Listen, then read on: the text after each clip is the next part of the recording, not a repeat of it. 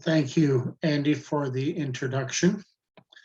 And I would like to start this part of the webinar off with a definition that I have written of what is proper ventilation. So proper ventilation, in a nutshell, equals adequate air changes and movement while maintaining adequate light levels and humidity in a given area. Proper ventilation is all about proper balance. Now, because ventilation is required as a result of what's going on outside the building, and that is constantly changing, like we're not even more day by day, hour by hour, minute by minute, things are changing, whether the sun is out, what direction the wind is going, whether it's raining or not. All of these things are going to impact what is required for ventilation. And Norm, would you be able to repeat that that first definition that you mentioned again? About, you had listed a couple key points. Would you be able to repeat that one more time? I was going to write that in the chat for people.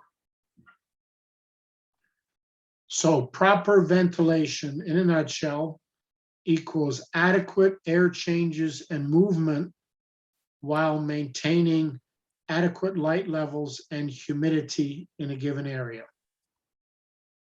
While maintaining adequate light levels and humidity.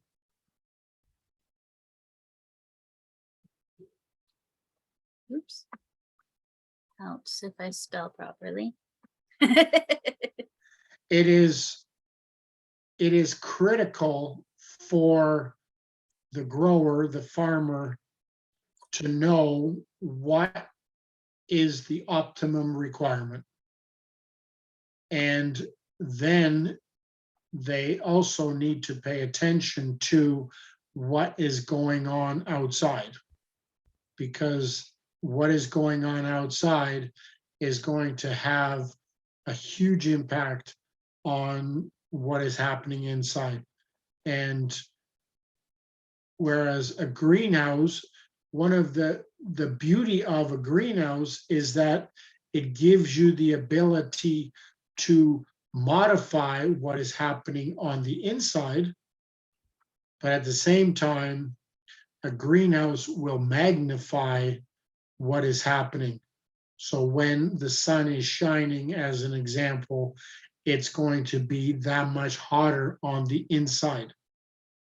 But flip side, when the sun is not shining and it is cool, you are controlling the area inside the greenhouse so you can make it warmer. So that is a critical thing that you need to understand.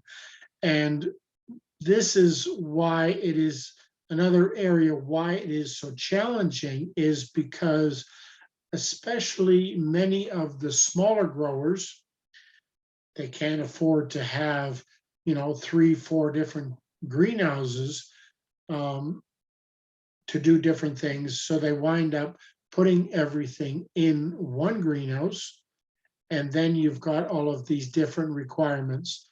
And so you really need to pay attention to what is happening. And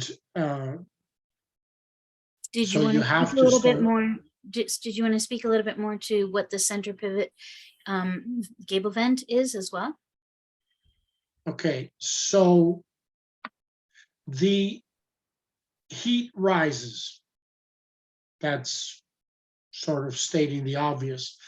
And so the top part of the greenhouse is always going to be hotter than the rest. Warm air carries moisture, so there's always going to be more humidity higher up. So one of the things that we have come up with is what is shown in the the illustration here, we refer to it as a center pivoting vent. It allows the hot air to escape, hot air carrying moisture. What really has set this type of window apart is the way that it pivots on the middle. And this is, you can see if you look closely that there are ropes and pulleys. So this can be controlled from the ground. So you can open it a little bit, or you can open it flat out. But the nice thing about this is that no matter how windy it gets, maybe with the, drawing the limit at a hurricane, but the air, the window is balanced. So there is some that is tilted in, some that is going out. So the force on the window is always equal. It's balanced. And the other thing is that the air, incoming air is always deflected up, which encourages circulation and turbulence. Another component of proper ventilation is turbulence, and I'm going to get into that a little bit more when I talk about the forced ventilation. But you do not want to just have air just sort of gently floating around through the building. You want it to create a tumbling effect as it's coming in, because one of the critical things that you need to be aware of and deal with is stagnant air pockets. You want to have all of the air moving and proper air changes. I want to say a quick welcome to all of the new people that have come in as well. We are recording.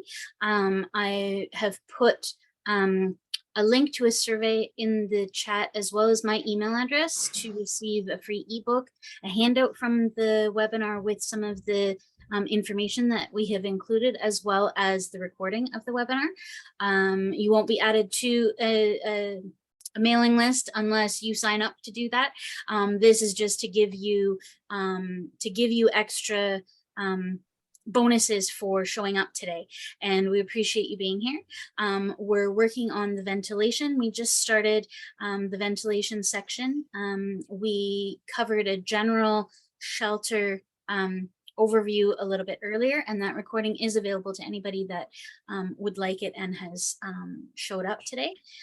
So Norm is just covering, he's about to cover about lowering the temperature and being careful of the light.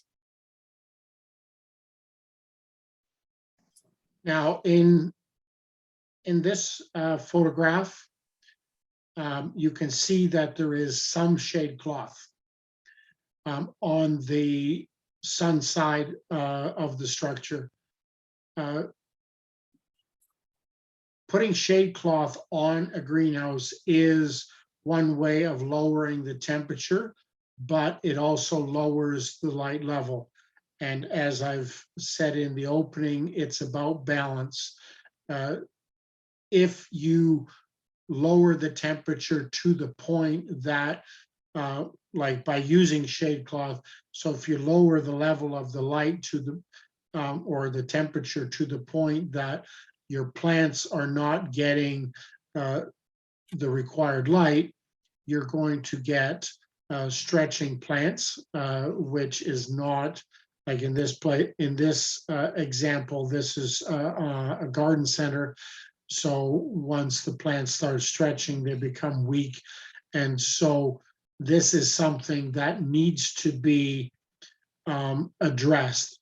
A lot of people also are using shade cloth as a way of covering openings. And so what is happening then is you are keeping out harmful bugs, but at the same time, you're restricting airflow. And so again, it's it really is a critical issue to know what you are doing and not doing, and the consequences and impact of these actions.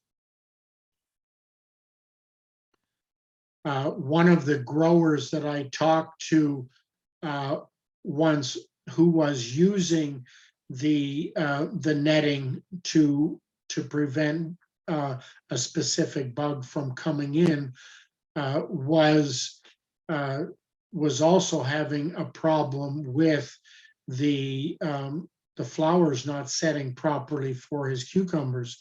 And so he realized that once he reduced the netting, yes, he was getting some of these bugs in, but he was also lowering the temperature by getting added airflow, and he was getting a lot more cucumbers.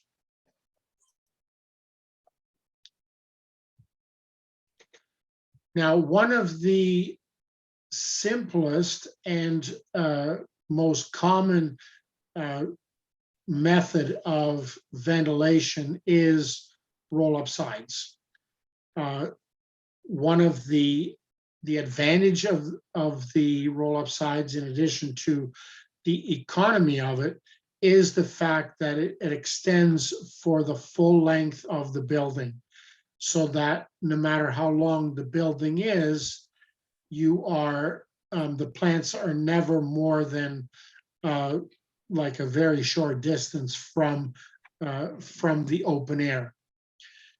Now, one of the drawbacks, of course, is that when you don't have much wind outside, and like if it's very calm, you're not going to get air changes.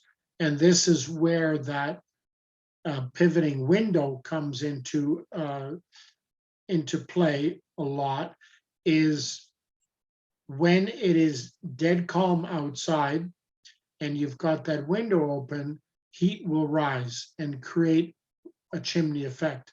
So it's going to draw air into the sides while exhausting out the top. So we definitely recommend that the roll-up sides go in combination with some sort of an opening at the end. And the advantage of the pivoting window is that it's higher. Like, doors will work to a certain extent, but again, doors are lower, and open doors allow critters and things to come walking in, and that is quite often undesirable. One of the things that you will take into, or have to build into the structure, is something for the top of the roll-up. Now, on the right-hand picture, it's a little easier to see that there is a 2x4 there. So the cover goes from ground to ground. It's almost always in one piece, and the cover is attached at that point. The question that is asked quite often is, how high should the roll-up side go? And my answer always is, well, that depends. When a structure is very exposed, 2 feet is probably good enough to allow the incoming air. Vice versa, if you're in an extremely sheltered area, then you would want to go probably as high as 6 feet. The 4 feet is considered the average and the normal, so into 3 to 4 foot level. But again, it depends too on whether you have that capacity on the end for venting at the top. One of the significant drawbacks of roll-up sides is that it is a manual process. You have to be there to open it and there to close it. And especially like if you have a like sunny and cloudy day, the temperature drops quite quickly when the sun goes behind a cloud, and the temperature rises rapidly when it comes into a sunny period. So one of the advantages and why we recommend to do both sides with the roll-up sides is that if you have a nasty wind coming from the one direction, you can open the other side, whereas the wind side maybe just have it open a crack. One of the things that more and more growers are doing as sort of a tweak to this is that they will put skirts along the side, because one of the drawbacks of the roll-up side, it goes right from the ground, and so when you open the sides, the air will come right over top of the plant. So if you have a skirt along the side, the air will have to go over top of that before hitting the plants. It also, by having that skirt, it allows you to get some ventilation capacity even while there is still snow on the ground. In the photograph to the left, that roll up goes right down to the ground. So when there still is snow on the ground, like in a lot of areas in April, it's going to be difficult to start opening that up, even though there is a requirement beyond just opening doors or you know, the ventilation. Just a reminder too, if anybody has any questions that come up along the way, feel free to put them in the chat and we will address them. And there will be a time after the presentation as well that you can unmute and chat and ask your specific questions as well. So just a reminder for everybody. Now, there are other, so ventilation is generally divided into passive and forced. So passive is just opening something and letting the hot air escape, whereas forced is like having a fan that is electrically driven. Now, another variation of the passive ventilation is the roof vent. As mentioned earlier, heat rises.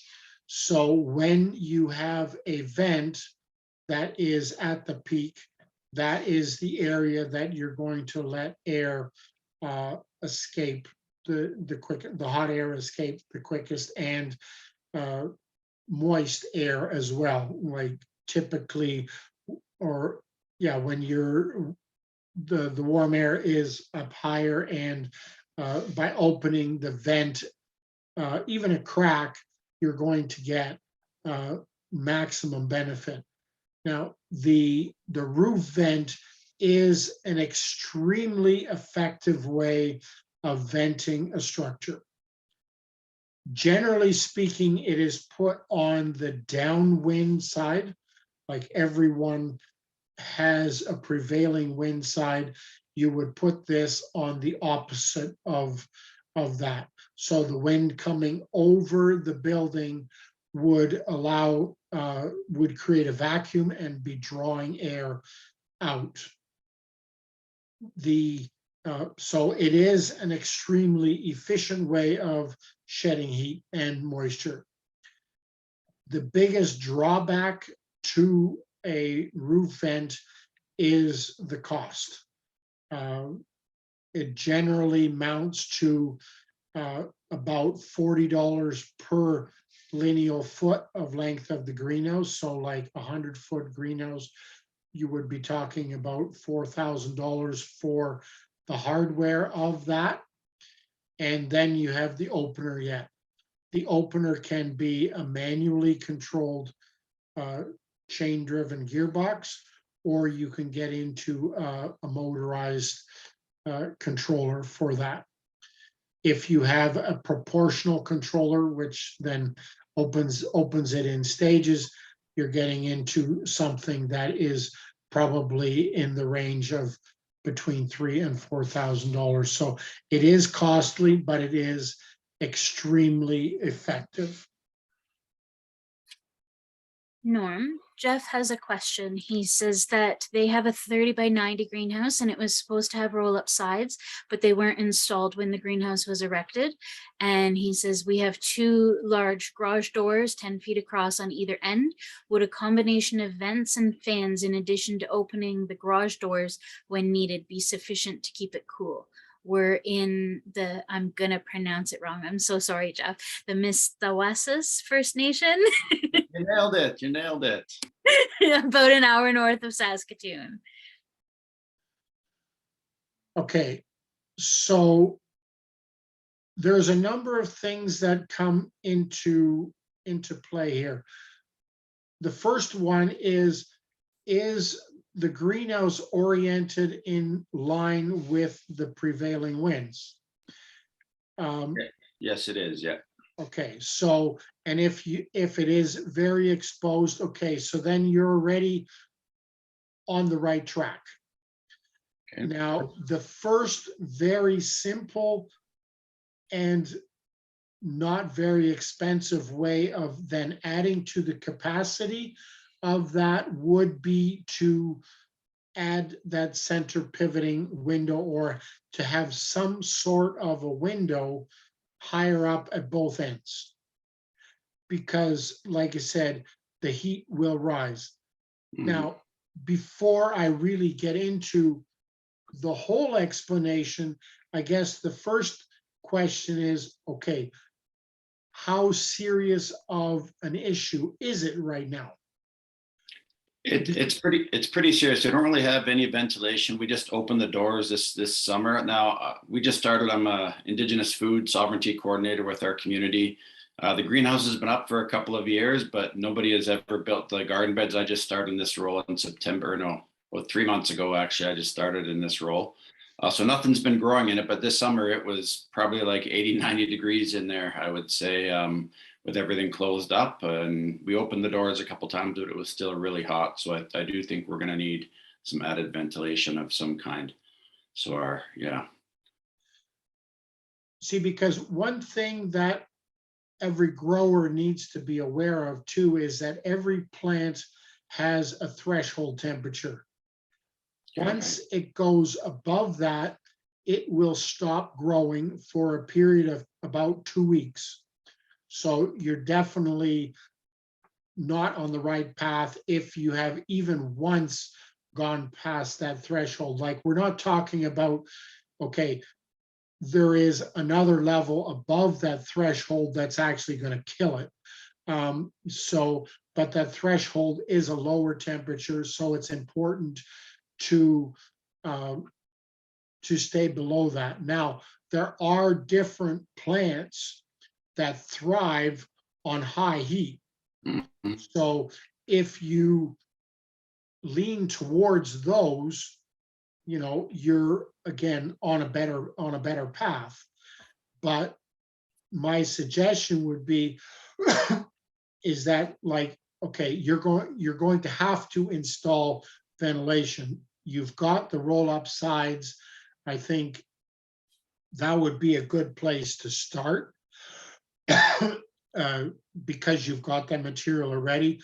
Then add to that that window at the peak, so that you're going to get extra air movement. Once you get into some of these other options, things are starting to get more costly. Mm-hmm. Yeah. Were you here, Jeff, when we showed the picture of the roof vent? Yes, that was right when I first logged in, and my apologies. We got the time zone mixed up, I think, for the start time there somehow. So a bunch of us. That's okay. I think there's a few people that had that from my interactions on social media. I think that both the East Coast and moving west have been a little bit shifted with our times. But don't worry, the recordings are available if you would like them. So just send me a quick email and I'll send them off to you. So Okay, Yeah, I would like to carry on now with some talk about the forced ventilation. And then Jeff, like we can, at the end of it, we can come back to maybe some of your specific questions about your application. for sure. That's great. Thank you. Okay, so forced ventilation is a combination of exhaust fans and air intake. So now you can see on the right-hand photograph, the customer has a good sized door, but he's also has motorized louvers higher up. Again, the idea is to get the air into the structure higher up where it doesn't, like in February, March type of thing, or even into April, incoming air can be very cold. So you have to be aware of where the air is coming in so that it does not negatively impact the plant material. This is why, okay, so an exhaust fan is controlled by a thermostat. So that's considered the advantage of it, is that it's very easy to automate it, and it's controlled whether you're there or not. Generally speaking, I suggest that the thermostat be 10 to 15 feet away from the air intake, because you want the system to be able to react very quickly to extremely cold air coming in. If the thermostat was near the exhaust fan, you could very likely have freezing temperatures surrounding the plants near the intake and cause damage. So the advantage of a forced ventilation is that it can be sized to the requirement, and it's easy to automate so that it comes on and it shuts off when it needs to. The drawback of this system is both the capital outlay initially and the operating expense. Those fans that you see in the photograph there are either 1 horsepower or 1.5 horsepower. And so to have those running, the electricity expense associated with that is going to be quite significant. But every person will evaluate what they are trying to achieve, and everything is a cost versus benefit. In this particular situation, the person is aware of what the costs are to run this. They're aware of the costs of the equipment, but they know what it's going to do as far as the benefit for the plants. And there's a decision that has been made that this is worth it. When you have something like roll-up sides, as I mentioned, the limitation is you have to be there to open it, you have to be there to close it. So that the cost of the manpower, the people power, if you will be an ongoing expense that a lot of people don't really evaluate properly at the beginning. So just assessing all of the options, assessing all of the expenses are a part of what people need to be aware of. Now, the last part that I want to discuss as part of ventilation is circulation. Now, I made reference to dead air spaces, stagnant air, which is a critical thing to be aware of and to eliminate. Dead air spaces, if they are ongoing, are breeding grounds for fungus and various insects. And so by eliminating those pockets, you're eliminating and stabilizing the environment. Excuse me. Circulating fans, as what you see in this picture, are always working in pairs. So the greenhouse that you see behind me in my picture is a short greenhouse. So there would be one in the front left corner pointing down the greenhouse, and then in the opposite corner pointing the other way. So you're getting a circulation going like this. Once the greenhouse is longer, you would have 4 of these fans then. So you would have one in the front left corner, and then pointing down the length. And then at the midpoint, you would have 2 pointed in opposite directions. And then in the back right-hand corner, you would have another one pointed back towards you. So again, you're creating that horizontal circulation. Now, as you can see in the background behind Andy, there are hanging baskets. So when there is hanging baskets in a greenhouse, that is one of the obstacles that you have to take into account in how the fans are being placed. If you are having cucumbers and tomatoes, for example, again, that is a tall crop. You need to take into account where the restrictions are so that you can get proper airflow, or circulation. So it's a combination of air changes and air circulation.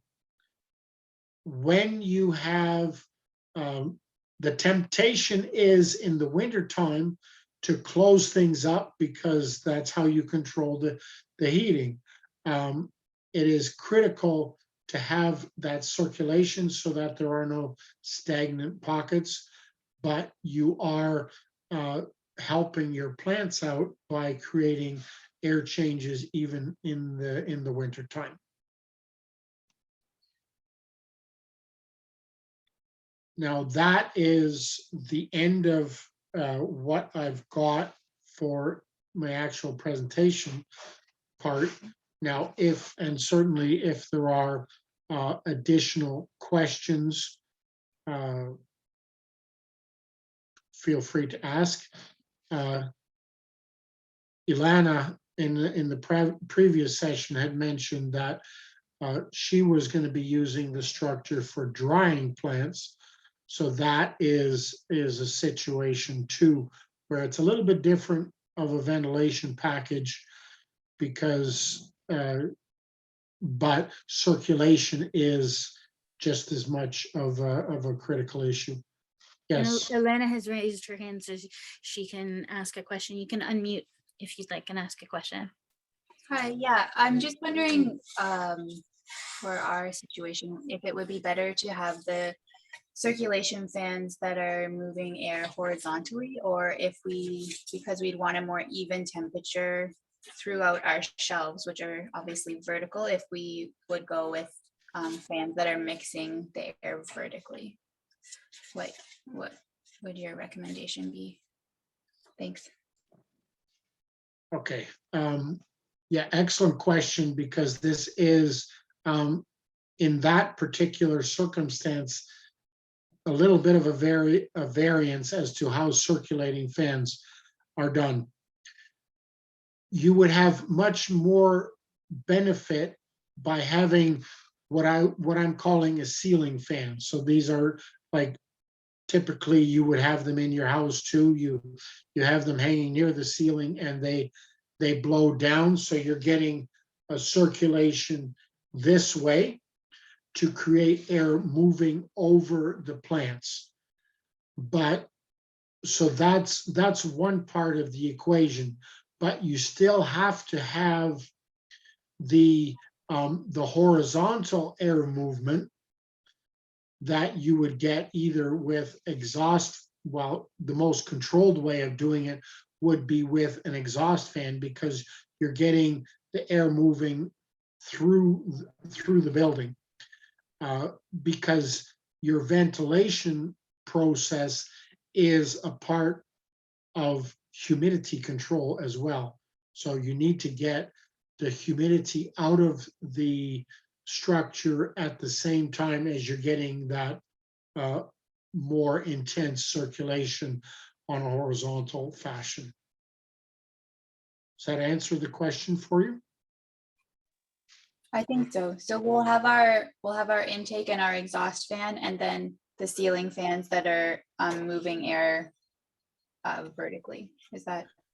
Yeah. Now, if we were talking like afterwards, and we had, like, I had the information as far as your specific size of structure and how, shall I say, how crowded the building is going to be, like with material that is on shelves or hanging, or however you're going to be placing that, then I could give you some suggestions as to the size of that, the size of the requirements of those fans.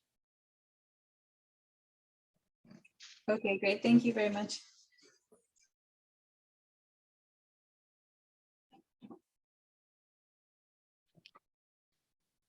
Did anyone else have any questions? Or want any extra information or clarification on anything?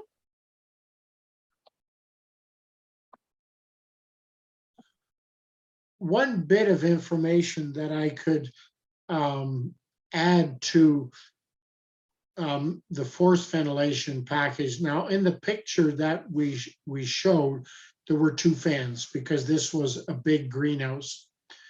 In a lot of our customers have a smaller greenhouse, and they would have one fan. So if you have like the sun shining on one particular side, like if you have a south facing side, the fan would generally be mounted off center in the direction of the south side, because that is going to be the hotter side of the structure. So not only is there a sizing that comes into consideration, but then you've got the placement of where the exhaust is going to be most beneficial, and where the air intake is going to be. Another thing that you would take into account for the placement, like around here, the prevailing wind is from the west. So you would always have the air intake on the west, and the exhaust would be on the east. If you have your fan blowing into the prevailing wind, you can be cutting the capacity of your exhaust by 25% easily. So that's an important consideration to be mindful of.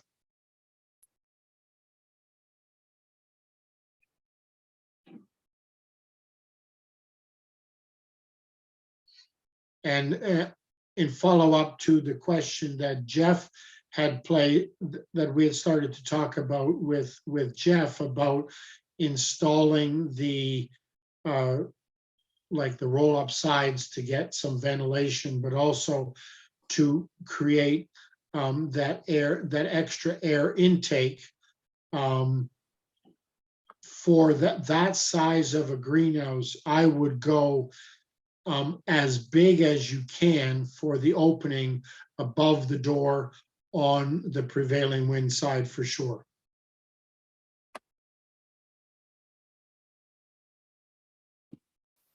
So you're just talking about the windows then, or are you talking about the intake and exhaust, the intake vents and the exhaust fan there? Okay. If in your situation, if there's always somebody there, then you can consider roll-up sides and manually controlled windows as an option for ventilating. You know, there's, you know, I'm confronted with situations too where there are significant time frames where there isn't somebody there. Yeah. And if that's the case, then you almost have to go with a more automated system. Yeah, I think that's what we'll probably do. You know, we do have a few people working, but it's a bit of a skeleton crew on the reserve. You kind of do as much as you can. Everyone's spread pretty thin, and on the weekends and things, for sure, it'll be challenging to have people there. So I think we'll try to go with automated. Now, one of the things that we do quite often, we talk about a combination system. So like you've got the roll-up sides, but the roll-up sides are really only effective when it's consistently warm. But there are a lot of these what I call shoulder seasons, like April, May, and October, like September, October, where, you know, it's not warm enough to be open all the time, but you definitely can't close it. So when you have a combination forced ventilation system, then what we do is we size this as 1/3 capacity. And so that will be your first stage of ventilating. So like on the weekend, you don't have to be there at 8 o'clock in the morning to open things up. The fan will kick in, the air intake will open up, and you're starting to get air going through there, but at a slower rate. But at least you're doing something. So then if somebody will come there at, say, 10 o'clock and say, okay, it looks like it's going to be warm for the whole day, they're going to open everything up. And by 2 o'clock, while things are starting to settle down, we can close things up and we can leave. So there is in that scenario, there's a little bit more leeway. Right. And so like in your situation, you've got a fairly big greenhouse. You know, we could size one fan. It would at least be a start. If you find out that, no, this is a good start, but we're really gonna have to go automated, you know, the following season, you can add a second fan. So there's stages that this can be done. Yeah. Okay. And I've done some of the calculations for the airflow and how often it should be refreshed and things, the size of fans that we'll need. I guess I'm also wondering how effective those garage doors will be. I mean, we were going to put some vents on the west end where the wind comes from towards the east there. And I'm wondering, well, we should put the vents up anyway, but I know the lower down they are, the more cool air will come in. I'm wondering if we could just sort of open up our garage door a few feet and even screen it off to keep bugs and things out. And if that would let a lot of cool in that way. And we're one of the communities that actually has a small aquaponics facility inside too. So that's also in the west end of it. So it would kind of get diffused around there and spread around into the greenhouse. But or even opening up the one on the east end and having fans just there blowing air out, although it's not at the top, right? So you're not getting the effectiveness. I'm just wondering all the different options and things we have with the doors on there too. Okay, so the thing to be mindful of is, okay, this and the same issue as what I had mentioned about the roll-up sides. The roll-up sides open from the bottom. Mm-hmm. So the cold air comes right across the floor, whereas the heat is trapped up at the top. Mm-hmm. So opening the garage door a little bit, yeah, it's going to get some air in there, but you've got all of that hot air trapped higher up. Yeah. And so as long as that air is trapped up higher, it's going to, and the word I use is it's going to contaminate the rest of the air. So there's going to be, you're going to have circulation in there, like you need to help eliminate the dead air pockets. So you're having a little bit of air movement, but all that heat is trapped up. Yeah. So that's going to then radiate down and create everything warm, whereas the cold air stays down and it's going to go across the floor. You know how you perform when you've got cold feet.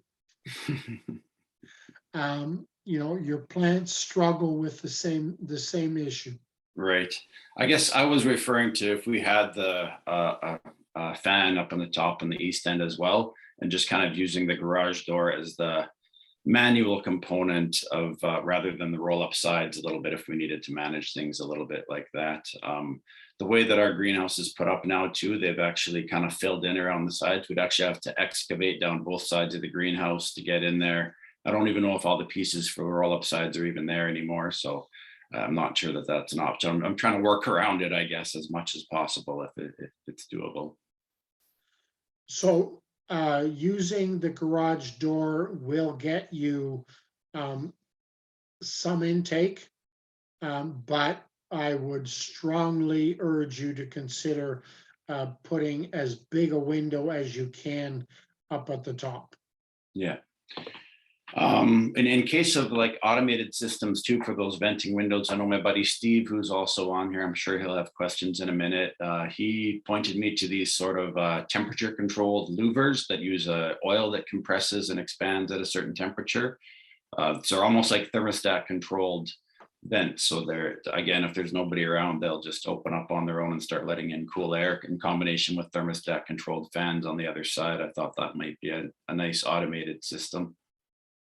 Okay, those units are designed for backyard greenhouses, like small greenhouses with small windows, and definitely they work better in sheltered locations. Oh, okay.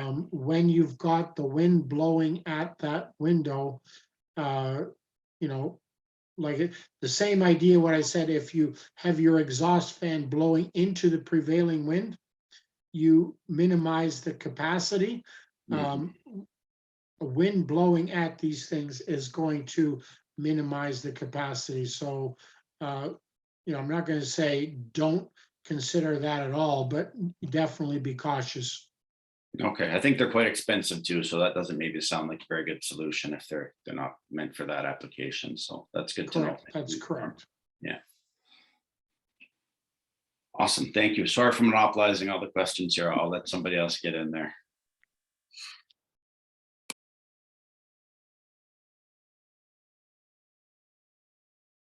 Did you have Anyone any extra questions, Steve? I know that we were discussing a few things on Facebook. Oh, wow. Yeah, I don't know, kind of a million, but shade cloth is something I'm really gonna consider more. I lived in the tropics a lot and I never saw a greenhouse without it. And man, we have long, hot days. I always envision, yeah, building some kind of frame within the greenhouse that you could roll the shade cloth up very easily over top and down. So you're almost making a smaller room. I think that would help in the colder months too, if you could have shade cloth or like a heated blanket, especially as the sun starts to go down.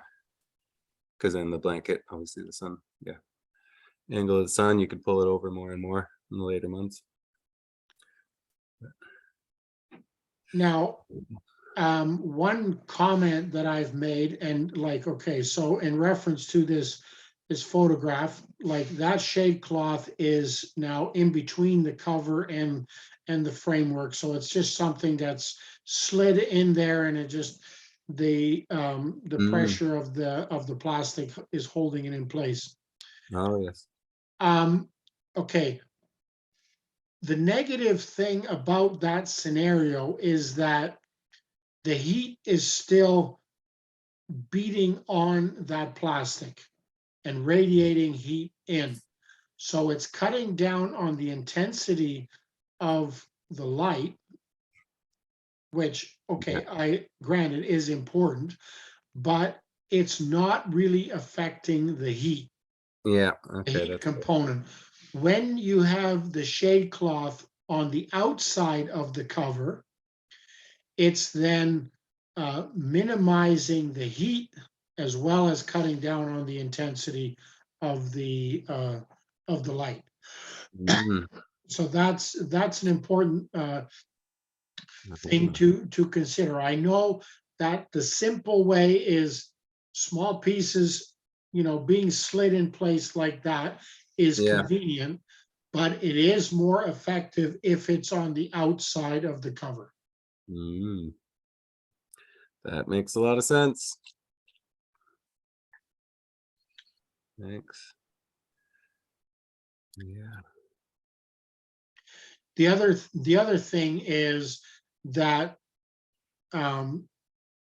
when I have sized shade cloth for people, and like I said, it's always recommended as going on the outside, but then so now, assuming that the right side of this photograph is the predominant sun side, if you come 3/4 of the way down the side there, you're blocking most of the sun.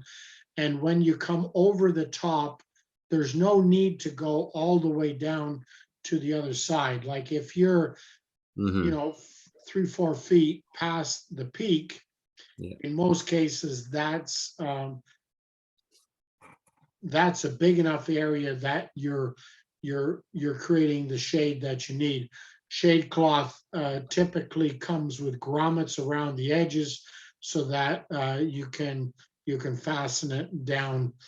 But one thing that's important to remember too is that shade cloth must come off before there's any risk of snow, because shade cloth holds snow really, really well.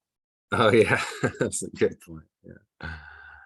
One little issue with our greenhouse, we can't get double layers on it anymore because the original poly that we had a little catastrophe, and that was, sorry, I forget, but it was the pretty standard clear poly, and that had room for like in the ends with the wiggle wires. But then we bought new poly, the woven poly from Northern Greenhouse. They're in Manitoba. It's great stuff. Wow. But it's much thicker, and there's no way we could do with the end wall and the current layer and do another layer in those original wiggle wire end strip things. And I was wondering if you wanted to get 2 layers on the greenhouse, you have to replace those whole ends and get deeper.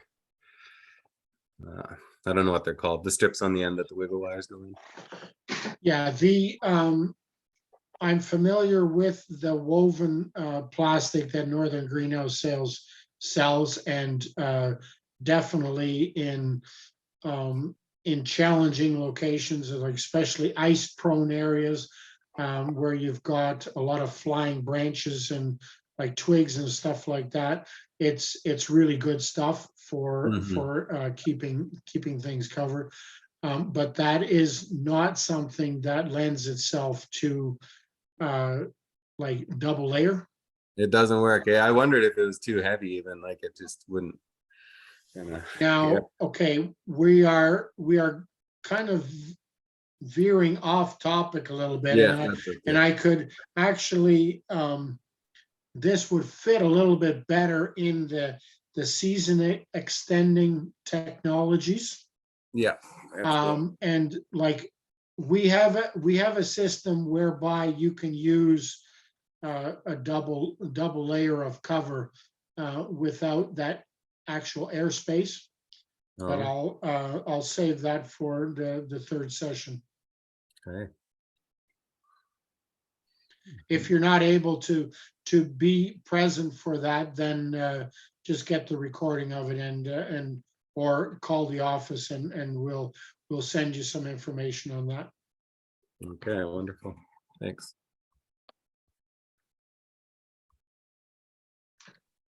I think that wraps up that section of things.